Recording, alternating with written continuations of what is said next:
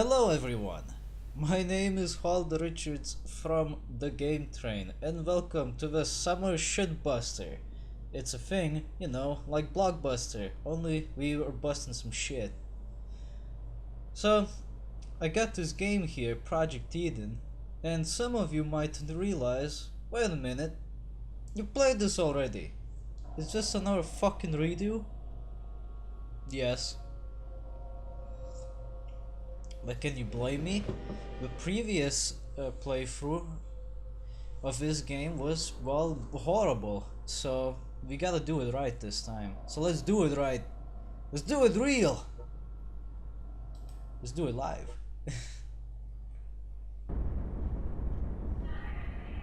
What if this is super loud or not? It doesn't sound like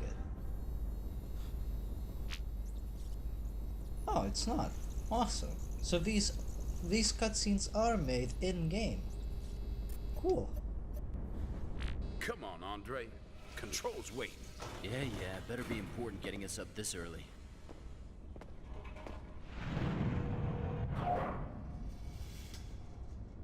Okay, people, we have a problem. I suppose you've all heard of real meat. Oh yeah, I could show you it. Okay, cut it out. You know who I mean anyway. The Real Meat Company, supplier of nearly half of the synthetic meat used in this city. Well, currently they've got a major situation at the research facility on the Century Plaza. They've had some power system problems the last couple of days, plus some of their computers have started acting up. The technical team they sent to deal with it last night failed to call in. They had armed backup because they were working near an urban aid unit under the facility, but that doesn't seem to have helped. We had a report from the security guard down there that there were screams and gunfire. Idiot didn't try to help, of course. Your team has been assigned to go and find out what on earth happened. The real meat facility has gone haywire, apparently, so your first priority is to get into the plant and shut the place down. Then we'll need to investigate what happened to the technicians. As usual, I'll be acting as your control, so I'll be in constant contact throughout the mission. Remember, time is of the essence if we're to track down whoever's responsible for this.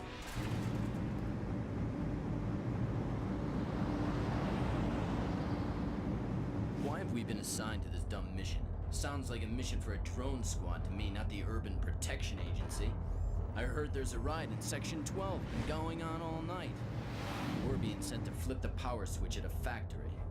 Well, look on the bright side. We should be finished in time for lunch. Anyway, sounds like that riot will be going on for a while yet. Perhaps.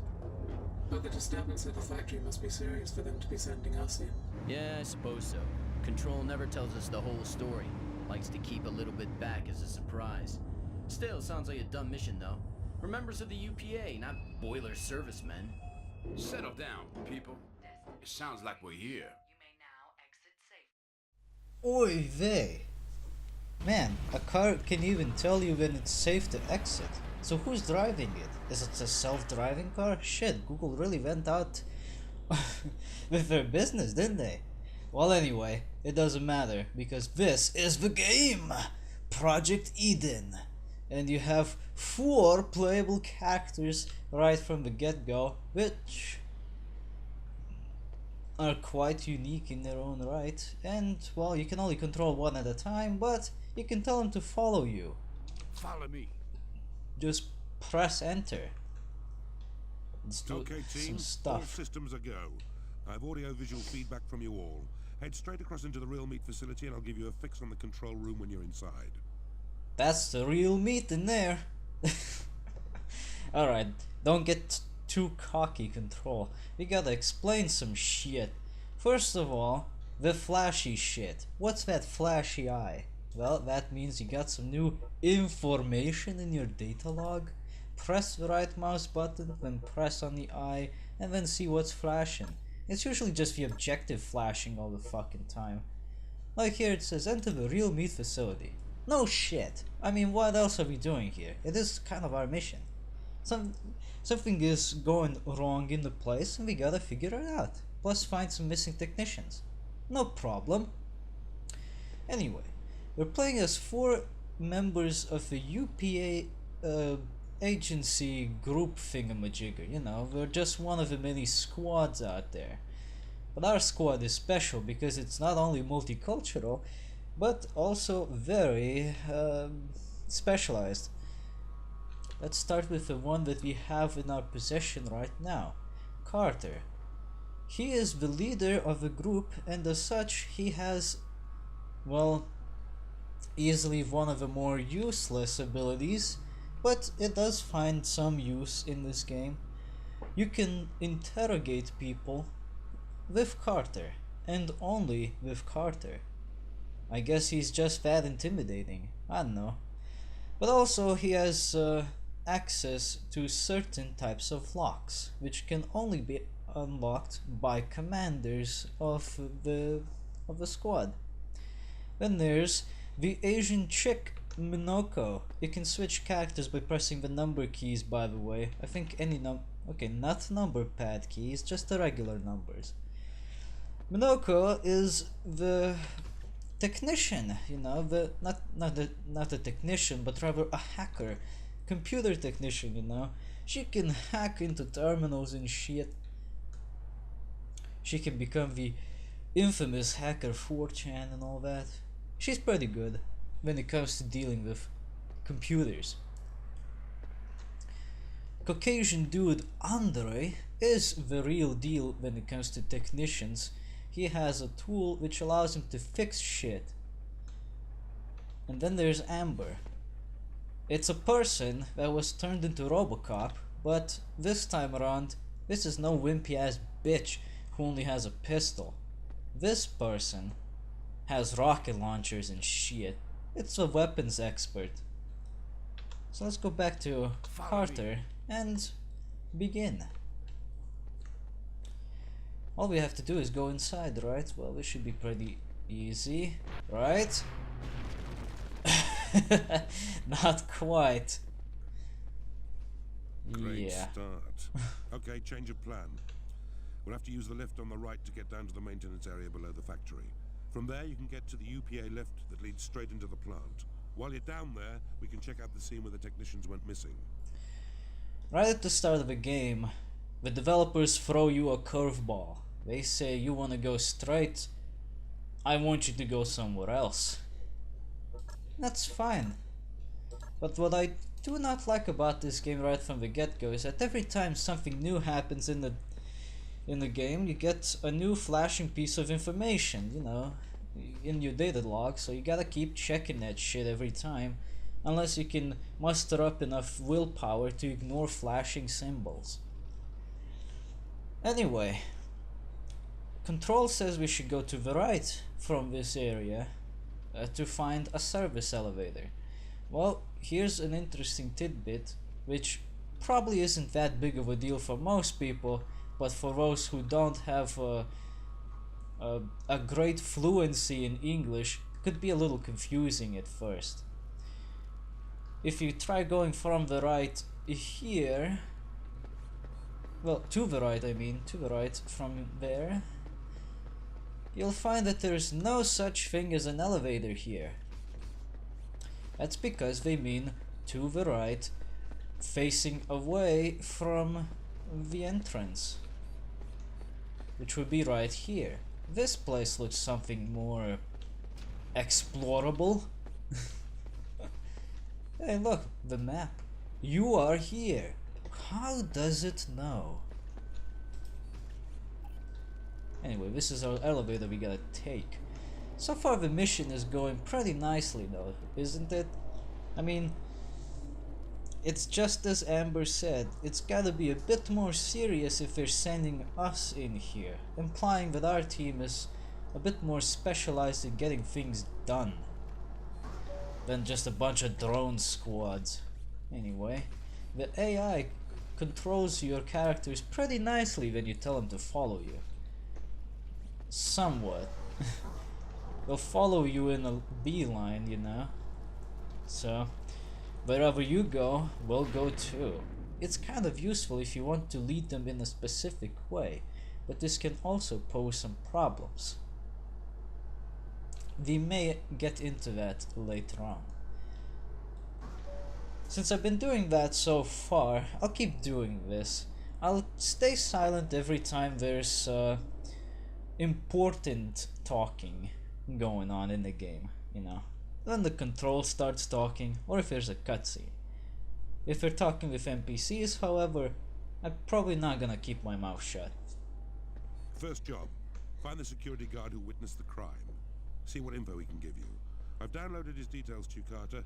Your computer will be able to identify him now. Alright, cool. So, our first objective after entering this facility is to find a certain someone. Oops, I exited out the entire thing a little too hard. We're looking for Dylan S.P., who happens to be a security guard in Real Meat. He has witnessed a crime, which is pretty much the reason why we're here in the first place. UPA, or Urban Protection Agency, is basically the future police, and we're here to investigate a crime and see what can be done about it. Another thing to mention, now that we are here, are these two little gadgets. The UPA Regeneration Unit and the UPA Weapons Energy Regeneration Unit, or Health Regen and Ammo Regen. Whatever you want to call them, it doesn't matter. What matters is what we do. Since in this game we have weapons, which means we're gonna need to shoot some shit, whether it be enemies or obstacles. However, we do not use conventional ammo, everything's energy based. And energy based weapons in this game do not regenerate on their own, they need to be regenerated from certain regeneration stations, which are scattered throughout the world. The UPA health regeneration stations, however, are used to heal you up. They also count as checkpoints because you can die in this game, but that does not result in, well, permanent death. Because this game is actually very fair when it comes to that. It's like the fair mode of Lost Vikings. It's actually kind enough to not murderize you instantly. Make a simple mistake like walking into this cloud of hot steam with someone who is not made out of metal, and you'll note that not only does your character die, and pretty harshly too. Look at that, that's pretty quick. Not only does he die in a spectacular mess of electrical discharge and goes to heaven for a second, he will also be respawned at the last regeneration unit that you have tagged. This is useful, but also can be a bit of an issue if you haven't tagged anything lately, so make sure to be careful. Even though death has no actual consequence in this game other than wasting your time, you still don't want to be dying left and right, because it wastes your time. Now for this, you could probably run through with other characters, but the intended way to do it is to send Amber through, because she is an android. She can ignore most of these hazardous environments, like steam, electricity, fire, and others. We're picking up some blips on our mini-map, on our radar I should say, and they're not of a pleasant color. They're red, which indicates enemies.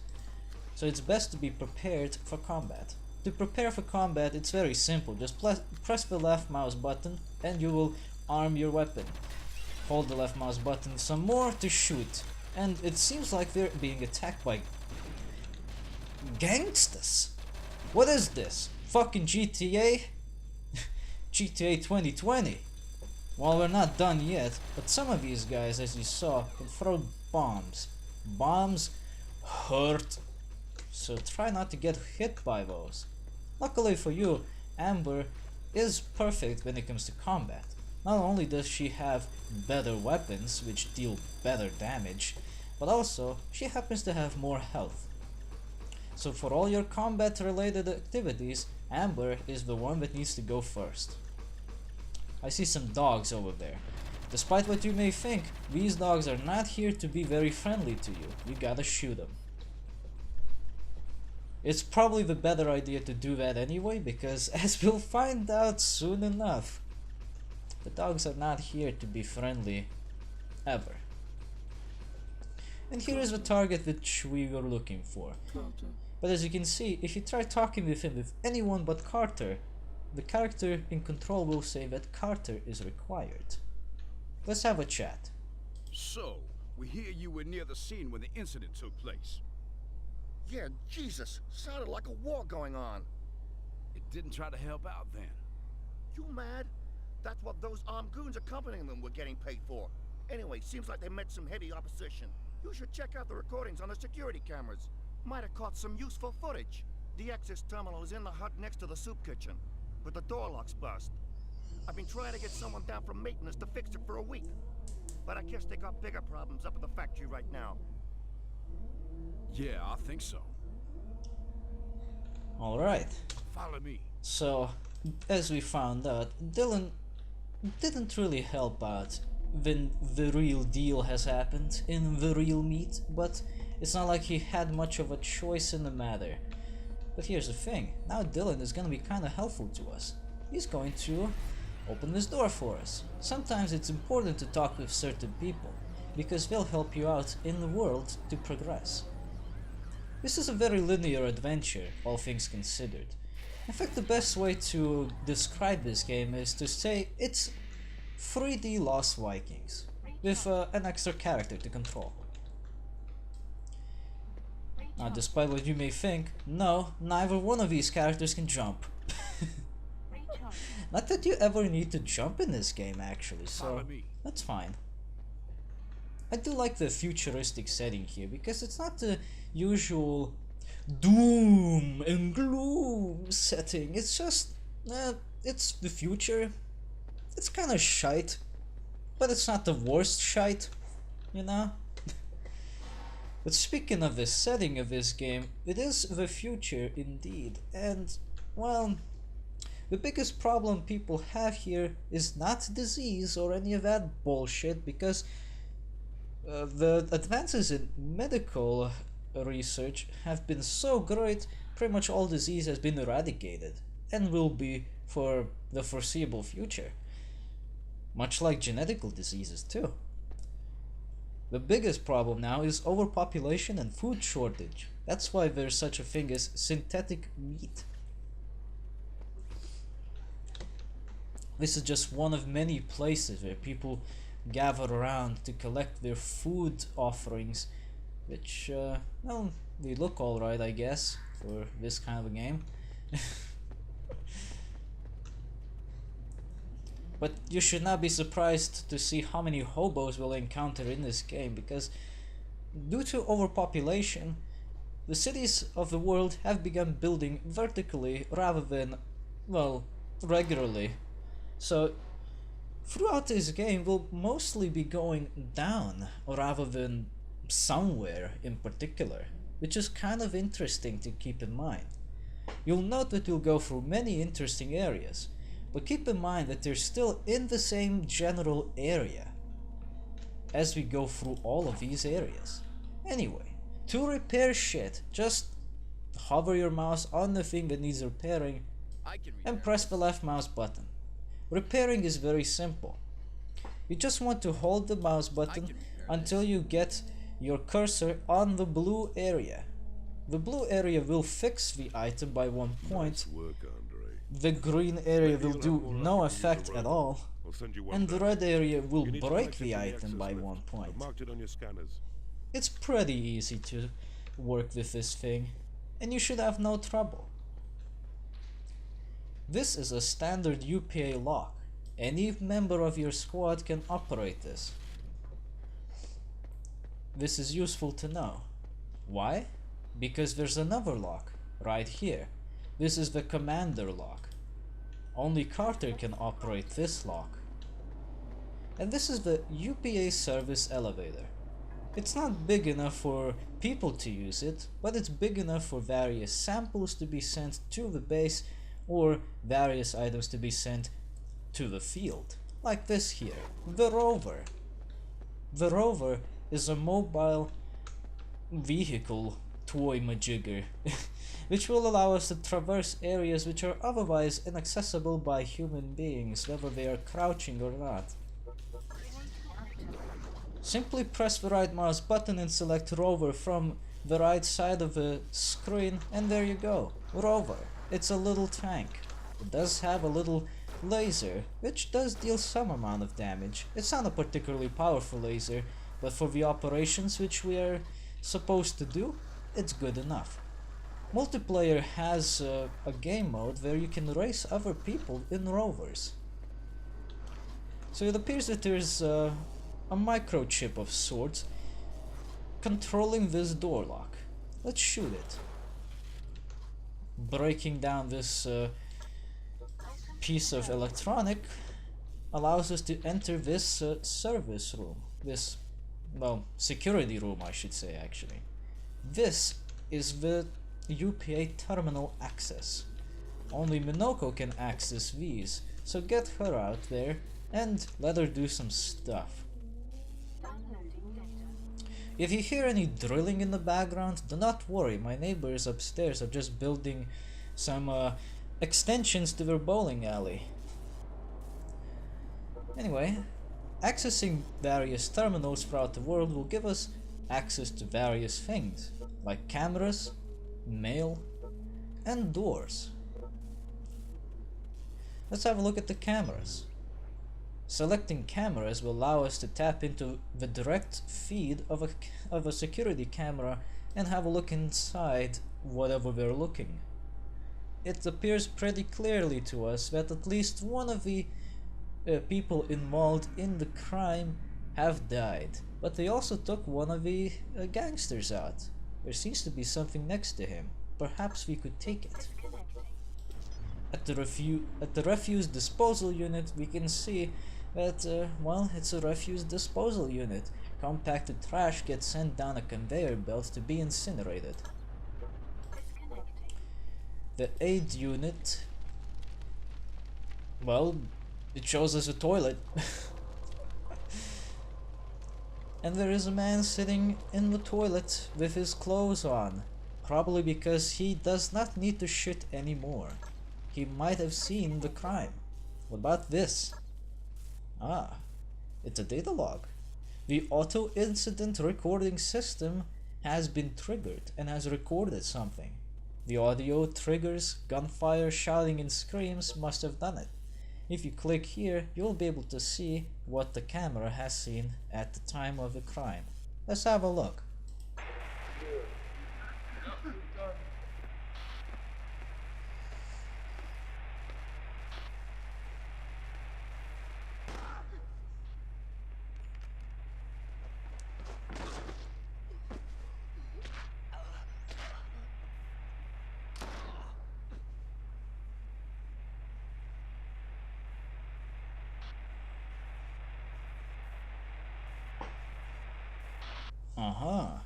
The mysterious man who was sitting on the toilet has indeed seen something. We must seek him out. But the way to him is locked. No problem. We can hack the system. Hacking is very simple.